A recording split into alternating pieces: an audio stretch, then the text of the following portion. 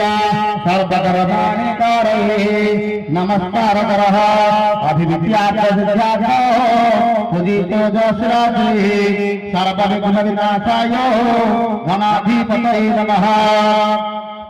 नमस्कार करो श्रीमान श्री महागणाधिपतये नमः। वाणी हिरण्यगर्भाभ्यो नमः। लक्ष्मी नारायणाभ्यो नमः। उमा महेश्वराभ्यो नमः। सचिपुरन्दरेभ्यो नमः। मातृ पितृ चरणकमलेभ्यो नमः।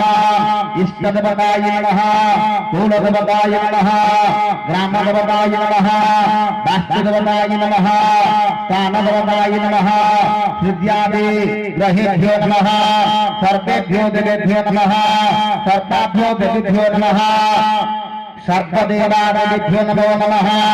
एतदा कर्म प्रधान देवता आरोग्यवर्ता श्री सूर्य नारायणाय नमो नमः।